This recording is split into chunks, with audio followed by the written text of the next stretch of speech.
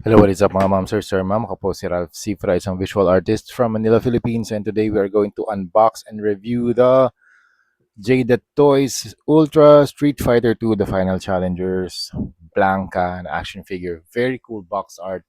Window type packaging. You can see the action figure dun sa loob. Ito, nasa labas na siya ngayon. Meron siyang alt head, two hands, and electricity effects. Super nice. Then you have the arcade style box. This is a very unique packaging kasi ang ganda ng ganda ng ginawa nila dito. Hindi lang siya regular na rectangle packaging. They really put the thought into this. Nag-research sila, tapos gumawa sila ng paraan paano nila i-design yung box in such a way na very nostalgic. Meron siyang background sa likod na 2D, kung ano yung background niya dun sa Street Fighter 2 na game, which is the jungle na environment. Meron pa siyang cobra dun sa likod or anaconda. Laki. Laki ng snake. Tapos, nakalagay dito yung kanyang portrait. Jada Toys, very, very nice. Gawa pa kayo ng maraming Street Fighter na mga characters. Actually, dalawa na lang ata eh. Si Bison Balrog or E Honda and Zangief. Ultra Street Fighter 2, Kami, Fei Long, Ryu. Ayun. Ito pala, meron tayong checklist. Evil Ryu meron na. E Honda, meron na. Release na rin yan. Blanca, Gal, T-Hawk, nakita ko na rin. Fei Long, yes. Balrog, Sagat, Ahuma, release na rin yan. Dalawang Ken. Chun-Li, meron mga variations to. Pink and blue. And then this one, Zangief, malapit na rin to. Dalsy, meron na. Kami, meron na. DJ. Vega, meron tayo nito. Bison, halos kompleto na rin pala. Ang daming, gusto ko yung effect na yung parang umaapoy na effect kapag tinamaan sila ng yoga flame ni Dalsim. But sa na yun, sa mga next review na yun. Out of the packaging, this is Blanca. Yan. So meron tayong dalawa kasi dalawa yung stock natin. One from pre-order and one from the store itself. Okay? Yan. Salamat nga pala, Toy Kingdom. Thank you, Toy Kingdom Express and yung Toy Kingdom sa SM North EDSA. Dami nilang toys doon. Sobrang ganda. Jada Toys, pag merong mga deliver, ang dami nilang stocks doon. Meron din sila mga ZD Toys, Transformers, YOLO Park. What else? Mga toys na pambata, Gabby's Dollhouse, Barbie, slime, lahat ng toys na pambata nandun. Punta kayo sa Toy Kingdom, SM North, or sa iba't ibang Toy Kingdom sa iba't ibang malls. Very, very cool. Recommended. Pampamilya, mga mom, sir. All right. With the figure, super nice. Teka, magkaroon tayo ng comparison. Mas malaki kasi itong figure ni Blanca compared dun sa regular na Jada Toys. Wait lang, measure lang natin. Blanca stands around 7 inches tall. Ito naman yung regular na Jada Toys natin. Siguro mga ilan to? 6 inches tall. So 1 inch yung difference. Pero since Blanca is a beast and very large yung kanyang body type, ganito yung difference ng body type niya. Ayan. Kung makikita nyo rito si Feilong, medyo slim, muscular, medium type body. Ito si Blanca, very large, muscular body. Tapos yung kanyang plastic, ginamitan nila dito ng para siyang desaturated lime green. And then you have the hair sa kanyang chest, dito sa kanyang arms. Very nice hair, rubbery type tong hair na to para ma-articulate din. Hindi siya naghihinder ng movement kapag sa mga dynamic poses na nakatingala siya. Very nice. Ang ganda ng ginawa nila dito. Sa articulation, very cool. Mamaya puntahan natin. Meron siyang shorts na brown and white trim. Excuse me. And then meron din siyang hair dito sa kanyang legs. Tapos meron siyang bracers dito sa kanyang legs na parang siyang may silver dry brushing, pero I think yung plastic nito parang darker shade ng brown. Meron din silang ginamit na airbrush or yeah, I think airbrush type of device para mabugahan tong mga deeper parts. Ano, itong mga parts na to, yung sa muscular, yung mga deeper sections para magkaroon ng mga shadow effect. Ganda ng paint sa eyes. Hindi siya yung cross-eyed.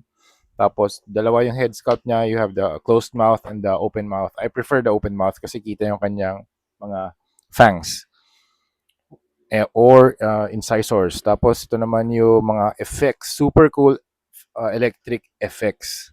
Ganda nito, lalo na since si Blanca ay yung powers niya electricity. Ang ganda na inad nila to. Ang ganda ng paint nila dito. So, this one is made of clear plastic. Tapos, nisprayan nila ng clear yellow para magkaroon ng gradient effect. So, iniwan nila to. Di nila inisprayan yan. Dito lang sa baba. So, yun yung technique para makuha tong gantong style. Okay? Tapos, meron din siyang hands na...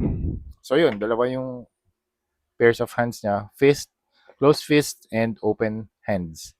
Open hands. Okay? Yan.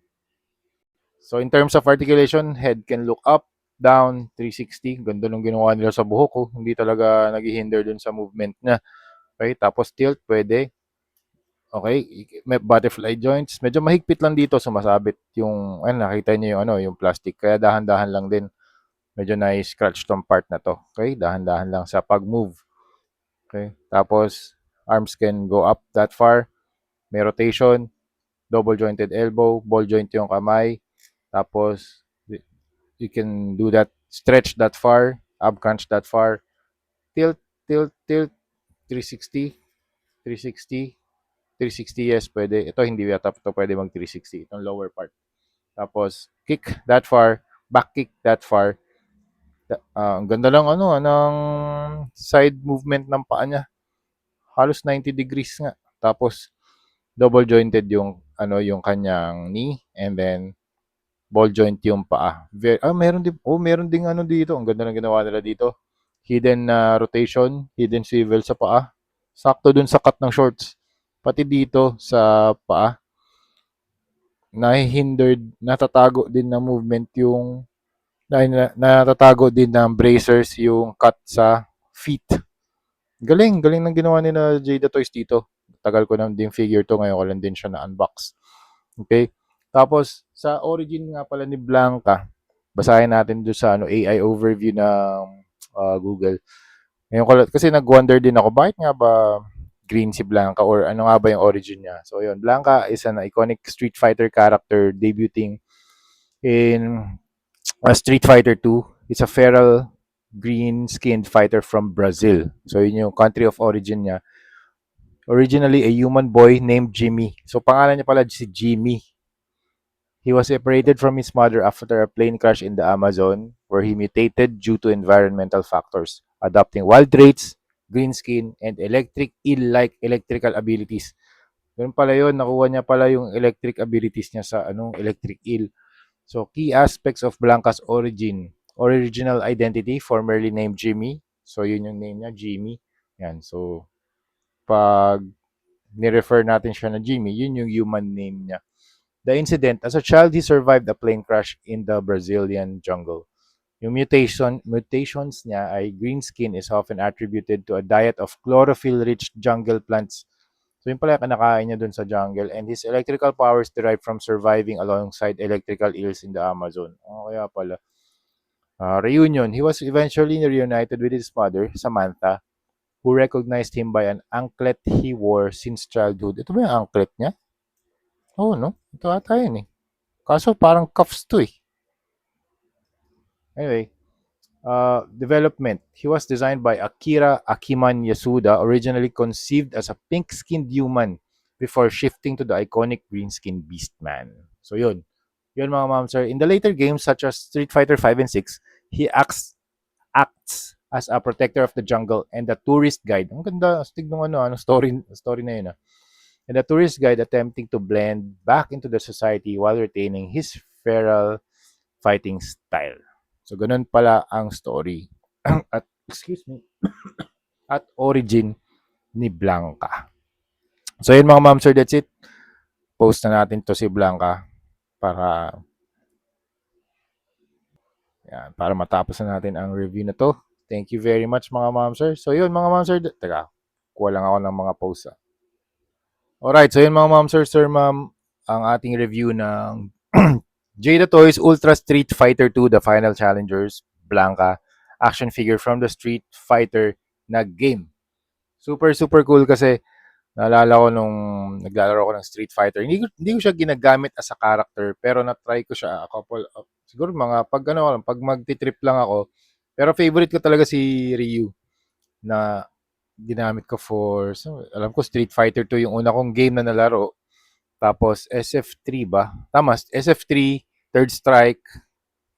Tama ba? Third Strike, ano pa ba yun? Third Strike. SF4, SF5 na try ko din, SF6 hindi na. So yun yung history ng ano ko, ng Street Fighter game na status. So ito, tinry ko lang yung rolling, ano ba tawag dito sa ano niya, attack niya. Yung parang rolling attack niya na charge attack. Tapos pwede nyo ilagay itong mga effects niya na like, electricity effect. Alright, galing oh. Ang ganda ng gawa nila dito. Ayan, pwede pa ipaikot-ikotin, di ba? So yun lang mga ma'am sir, that's it. Thank you very much for watching and see you sa next video. Bye-bye.